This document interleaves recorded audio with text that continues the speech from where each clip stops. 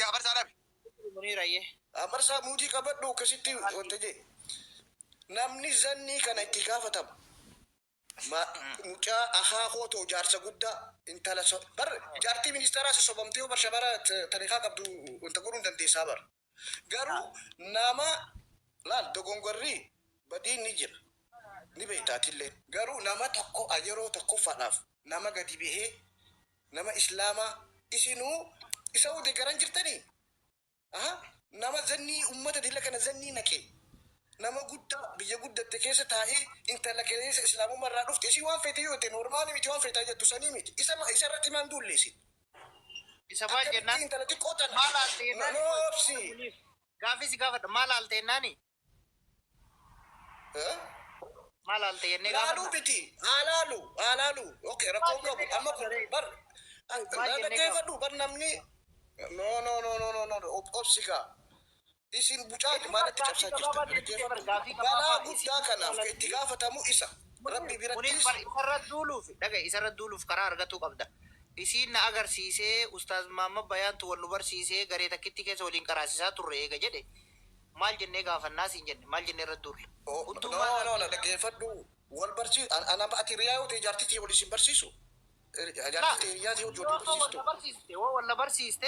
Yoo walla barsiisteen yoo isiin natti kokkolfitee natti taphattanuu duullaa laga. Isiin naa kanne bar. Dhaggeeffadhu sambar karaa biraatiis bar. Aboo jaartii namaa koruun isii qofarraan eegalamne dhaggeeffadhu boo mucii okaleessa amantaa haree dhufte gurbaan kuni akaakoo ta'u amantaa keessa dhalatee guddatee dulloome kuni maallaqaan kabajee sossobee fide kanarratti hin duulle dhaggeeffadhu ani. Osoo mallaqa allaale tikeetti murattee maaliif? No, isii kushinaa biyya arabaa keessa jirni achi taa'ee sossobee dhaggeeffadhu jaartii nama guddaa meeqaatiitu salamaa jira dhaggeeffadhu. Jiba walirra kennu mallaqa kenneef sana eessa geessi? Isa baala cabsaa isin andaam laal isin laalteeti. Fuuta. Amma barkuuni ajandaa guyyaa lama wanta bara amma akka gargaaramu godhaa jirtanii barbichoota. Maal kolfita Muniir fuuta gaafii gabaabaa. Fuuta jetti sanatti. Dhaggeeffadhu balaa kanaaf kan itti gaafatamu. Waan balaa itti gaafatamu mucootanaaf. Sadarkaa kanatti amantaa xiqqeessuudhaaf itti gaafatamu qaadiidha. Ati qaadii abaalarra cabsaa jirta. Laa qaadii waan takka ittiin gaafatamu wallaahi. Maal jennaan isin agarsiisee wal jaalannaa na agarsiifte kalaas kun. Isin waamani kana obeeti bar kaleessa amantaa dhuftee barsa. Kaleessa dhuftee bar. Amantaa si ol beeti waa'ee amantaan dubbatti mucayyoon. No, kaleessa dhuftee. Rabbii nu barbaadu dhuftee waan am ilaarraa gadi hunda bilisa godhee. Muniir amantaa kiristaanaa keessa kamunni agarsiisa jedhu jira. Amantaa jechuun kiyya gamana dhufuun amma kiristaana hin jenne. Mucayyoon tuni akkanatti itti duulu. Akkas jechaa jirta Muniir. Amantaa kiristaanaa keessa. Ati nama maallaqa laal biyyaan guddadhee jira jee bichoo xiqqoo tana wanta jee irraa waraabee itti argine waraabee riikardii godhe gubbaa miira keessa naqee jechuun ilmi namaa ni dogongora. Okay, isa maa itti duulinaati. Guyyaa silaalaa jira nama barsiisaa qabaa jira. Ati Muniir mee maal jettee ati mucaa kana badiisaa ati dubbatu nagarre wallaahi siin jaa abarsu. Maalirraa dubbadaree mucaa kana ufiitti agarsiiste? Mucaan kuni baraakaakoo ta'aafi bar. Hayi. Maa ilmoo isaan taane maan dhugaa jiru? Duuboo isarraa maan dubbatina? Duuba maal jennaan? Maan dubbatin isarraati? Maal jennaan? Maal jennaan? No. Waliin itti duulla karaa nuti. Adi kottu seri yeroo takka. Kadir yaada. Assalaamu alaikum wa rahmatullahi ta'ala wa barakatuh jirtu. Waalaikum assalaam wa rahmatullahi. Wanni da yaada kiyya dubbadhee beeyanii. Fitan burqaa naa obsi. Profeesar Usmeen si dura jira. Naa obsi gabaabsi. Eegan kaasin. Eegan tokko kaasin. Ani keekaa miti.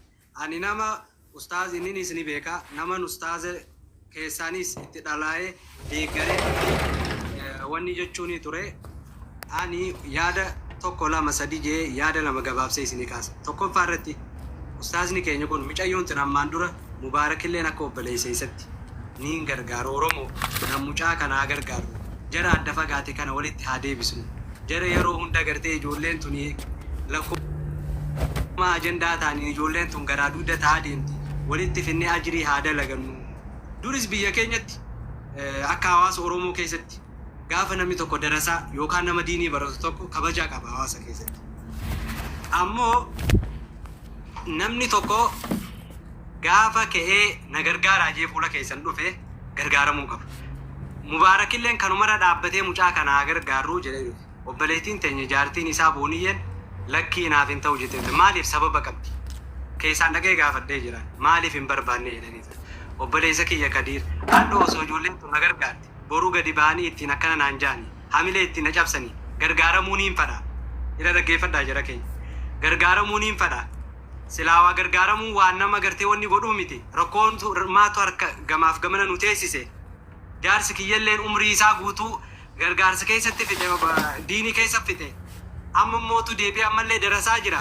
Maaliin gochuu danda'a? Anilleen kun eega biyya namaa dhufe waggaa lama ka jedhuun yaada kanatti kennitee turte. Okay, hin barbaaddu. Eega hin barbaanne jaarsi kee haadha kee kana ta'u jennaan jaarsi ishii kophatti waan godhuu qabu waan hin dandeenyeef wanni san mubeellee waan godhuu eega isiin didde waan godhuu hin dandeenye wanni jirreef achitti hambifame. Isiin ammoo eega wanni kun dhufee jaarsi isilleen yeroo hedduu deddeebi'ee wanni inni dubbatu. Xiqqaa fi guddatti abboo rabbii jedha. Wallaahi yoo isii sobate yoo isiin jecha kanan jedhin ani sareedha. Ani dhugatti kijibaadha. Jagatiin anaanis dubbatteetti jecha kana dhugoomsee dhaabshees. Akkasii jechuudha. Kanaaf amma gabaabsinee wanni jennu ustaaza keenya atillee namni hundi yaada haa kennu Kadiiriis yaada haa kennu cadhisii dhaggeeffadhu yaada nama hundaa kiisha keessa kaayadha.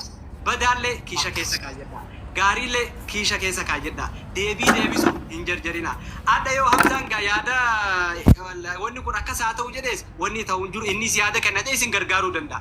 An akka Kadiiritti yoo ka gargaarsi dhufu ta'e wallaahi summa wallaahi hawaasa nama 7,700 duratti qarshii Itoophiyaa 10,000 Ustaaz Mahammadiif yoo gartee haadha warraasaa walitti galchuudhaaf yookaan gartee waan inni mana kireeffatee haadha warraasaa itti simatu hawaasni kun gargaaruudhaaf ka walitti dhufu yoo ta'e qarshii 10,000 wallaahi rabbiif jechuuf qabe Ustaaz Mahammadiif miti yookaan booniyyee fi miti. Jarri kuni Ustaaz Mahammadis dilaa'oodha anis dilaa'oodha namni kun duratti waan fedhe yoo dalage rabbiif jechaan godhaaf. Namni kun rakkatee eega fuula kee dhaabbatee abboona gargaara. Rabbii jedha haadha warraa kiyyaa tana rakkina akkanaatiif innarraa fagaatte tanaatu kana badiitti illee isii ofu jira aboo anuma ifuma bira na fidaatiin alaalaa jechaa jira mire. Kanaafuu gaafii namoota hedduu keessatti Ustaaz Mahammadiin kun mucayyoota ni bulfata ka jedhu mee walitti finnee haalaalluun isiniin jaa. Kanaaf Ustaaz Mahammadii kiyya piliis boonii atilleen haga fedhellee yoo ta'e namni waan fedhe yoo jee gaafii namaa deebisuudhaaf hindee wanni hin jira namni gaafii isin gaafachaa jiru yaada kennachaa jira yaada namaa kana dhaggeeffadhaatii kabiraa illee akka gubbaan isinii dhufu yaadni kun isin karaa deema isin fayyada malee isin hin miidhu. Gaafa amma Kadiir dhufe yoo isin ji'a takka waliin jiraatan Kadiiriim yoo jedhe yoo ji'a lama waliin jiraatanii nu garsiiftan maashaallah jabeenya keessan argaa jirra inumaatu kun isin qaruu qaba. Xiiqii keessa isin galchuu qaba.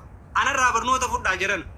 Anaafaati warraa kiyyaa biyya kanaaf santeenye dhaggeeffadhaa jiran. Piliis booniyyee fi Ustaaz Mahammad nurraa barnoota fudhaa.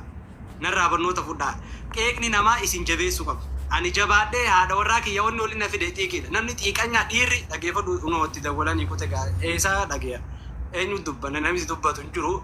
Piliis kanaafuu. Dubbadhu ajariitti booniyyee galchaa neetworkii buuse booniyyee. Malee namni hin buufne ofiin isin baali. Tikee qofaa miti. Naaf miyyoon tun hangana walirraan turre. Haa ta'u immoo erga dubbiin dhumatte Mubaarakii wajjiin viidiyoo naa wal dalagaa viidiyoo warnaa sheer wal jalaa gooyisaadha. Sagantaa guyyaa aladaatitti naa qabsiisa yaabisa fi. Abshiraan bara maqsumaa ta'uu akkana xiqqee sarara nama naa arrabsiisa kanaa wajji wannaa sobar wallaahi lazim yooma faraquma xiyyaatu milkaa'uu dhabdeetuma rabshaan godhee kanarra noo hin barbaachisu anillee nama jaartin halaala jiru siigalee dheebuu tanan beeka waan ta'eef dheebuu tana hedduu dhaabbatuun qabuu jeete murteesse liqimseetuma dhaamara fudhee si jecha wani jee garuummoo waan takkaatu jira.